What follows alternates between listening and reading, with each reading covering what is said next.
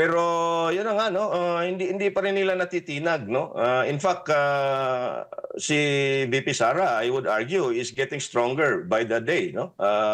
Yung mga pinagagawa nila has reinforced, no, the thought, no, that they are out to destroy the VP, no, and they have betrayed her to a point na talagang si VP Sara already stood her ground and called a spade a spade.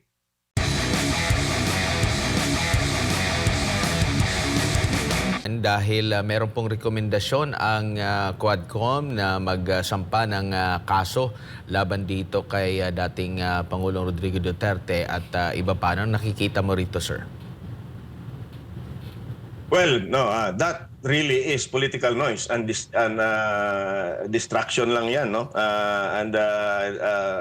Following the script of destroying the reputation, demonizing the Dutertes, no? Again, for the purposes of the coming 2028 elections, no? Second, sinabi na yan ni Justice Secretary Boying Rimulya as early as November 18.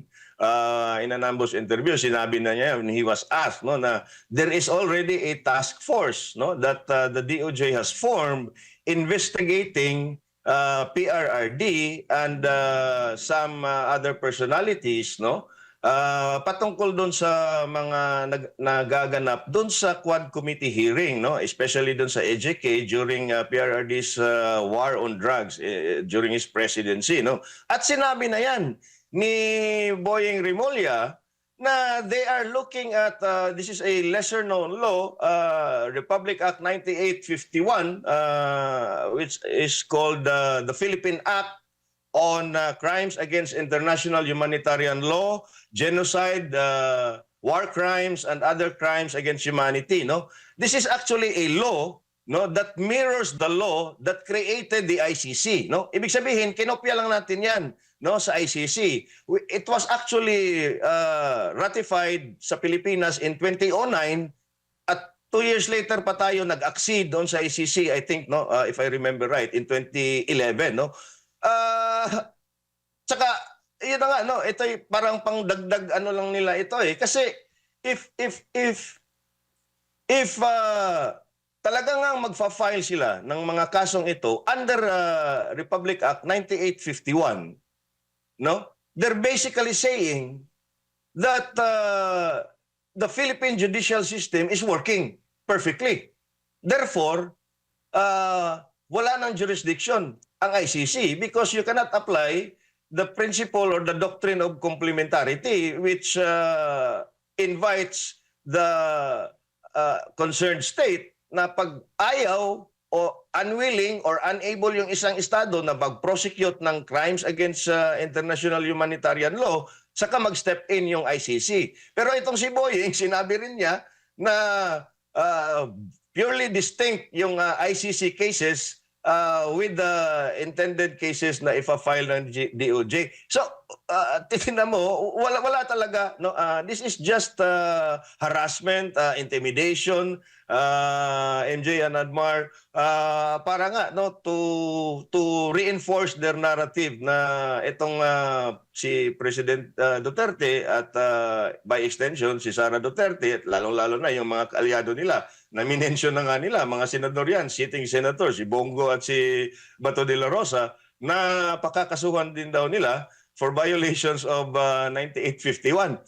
Again, I'm not a lawyer, but reading through the jurisprudence, this would be, I think, a test case kasi I think wala pang ni isa, no, na Pilipino na charged, no, for violations of RA 9851. Even the Ampatuan Massacre, no, did not fall under Republic Act 9851, no.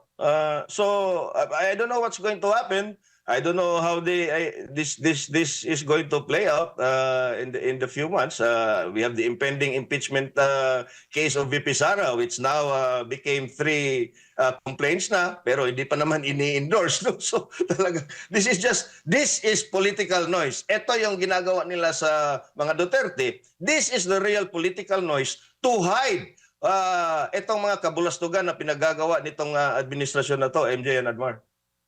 Opo, at nakikita niyo po ba, Sir EB, na hihinto na sila sa pagtuligsa dito kay dating Pangulong Duterte, considering meron na silang rekomendasyon, o magtutuloy-tuloy pa rin yan? Magtutuloy-tuloy pa rin yan. Make no mistake, no, Admar, no, MJ, no. Tutuloy pa rin nila yan, no. They will do everything, no. Sabi ko na nga during our discussions, no, makalipas ilang buwan na yung nakaraan, about April, no. They will do everything to demonize the Dutertes again because the Dutertes are outsiders, no, like us, no. At naranasan na nila, no. They've tasted the bitter pill when PRRD was president for 6 years, no. Nagutom sila lahat, kaya they will do everything na hindi na mapwesto ang isang Duterte, lalong-lalo na yung mga Amerikano, no? Because they have invested so much already sa administrasyon ni Bongbong Marcos, and they cannot permit another Duterte, especially a Sara Duterte, who was very vocal about the entrance of these Afghan refugees na ngayon ay kinonfirma na nga na nandito na at walang iya talaga. Sorry Opo, and dito po kay Vice President Inday Sara Duterte, sa kabila po ng lahat ng mga ganap, mga pagtuligsa sa kanya, sa kanyang pamilya, bate po sa survey, pinakahuling survey, nananatili pa rin po siyang pinaka mataas ang rating na nakuha mula sa publiko. Yung iba naman na talagang gumastos siguro, talagang nagpaepal sa iba't ibang bahagi ng bansa, nangungulelat pa rin sa survey. Yun, no? Yun na nga, no? No matter how they portray the vice president as ito, ganyan, they will never fool the Filipino people, no? I would have to agree, no, na mulat na rin, no, ang karamihan sa mga Pilipino. Pero yun na nga, no, again, the system is rigged, no.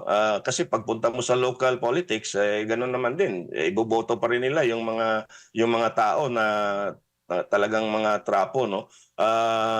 If it helps, no, dapat yung national positions nga, hopefully in the 2025 elections, ay malagyan ng naman ng mga dissenting voices na hindi na magpapatali sa ilong nitong administrasyon na to, no. So ibig sabihin yan, no, kasi bilyon-bilyon yung mga ayuda nila, no, na pinamibigay nila at pera din naman natin yan, no. Pero yun na nga, no, hindi pa rin nila natitinag, no. In fact, si VP Sara, I would argue, is getting stronger by the day, no. Yung mga pinagagawa nila reinforce, no, the thought, no, that they are out to destroy the VP, no, and they have betrayed her to a point na talagang si VP Sara already stood her ground and called a spade a spade. Opo, and sa kabila po nitong lahat, parang mas maingay pa rin itong sa mundo ng politika. Pero si Juan de la Cruz, patuloy pa rin pong nagrereklamo sa mga problema na mas malapit po sa kanyang sikmura, mas malapit sa kanyang bituka. Pero sa kabila nitong lahat, ay stable naman daw ang ating bayan ngayon. Anong masasabi niyo po, Sir EB? Ayun na nga, no, stable daw, no. Pero if you look at it, no, the stock market just pulled back to about 6,500 level, no. Foreign funds were net foreign sellers, no, yesterday, I think, no. December 12, a report data showed, no, from the BSP na yung mga non-performing loans, no, yung bad loans ng mga bangko natin sa Pilipinas rose to a 2-year high. Ano ba yung NPL, yung non-performing loans ratio ng mga bangko? Ito yung mga pinapautang ng mga bangko, yung consumer loans, no, sa mga konsumidor, housing loan, car loans, personal loans, at commercial loans, no, doon sa mga businesses. Tumaas ang mga hindi na nakapagbayad or na late or na delinquent kasi non-performing loans kasi, no, MJ and Admar, no, para sa mga kababayan natin, kino-consider yan na non-performing loan pagka yung consumer loan, yung nag-loan ay 90 days hindi na nakapagbayad, no, ng interest or principal doon sa kanyang loan, no. If that is stable, I don't know what is unstable, no. and then you have the peso hitting 58 again, and it is projected to hit the 60 peso to $1 by next year, no? So, and then you still have inflation creeping back in. The lowest in September was, I think, 1.9. October, it shot up to 2.3. November was 2.9%. Expect inflation to go past the 3% mark. I think dito sa December, precisely because of the spending na mangyayari sa Pasko. And then basic role of economics, if you have so much money going around in the system, talagang tataas yung mga presyo ng bilihin, and we've seen it already. And then you have the external pressures with geopolitical events happening all over, putting pressure on the price of oil. Yung Martes ka, merong increase ng petrolyo. So again, MJ and Albert, correct ka dyan, no? Tama ka, no?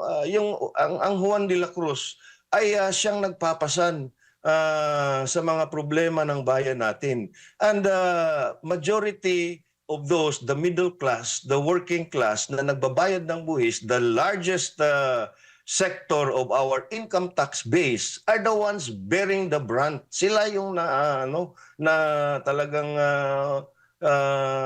well, hindi naman sa napupurwisyo, pero para bang nasa kanila na lang lahat, no? Yung burden, no? Ng gobyernong ito.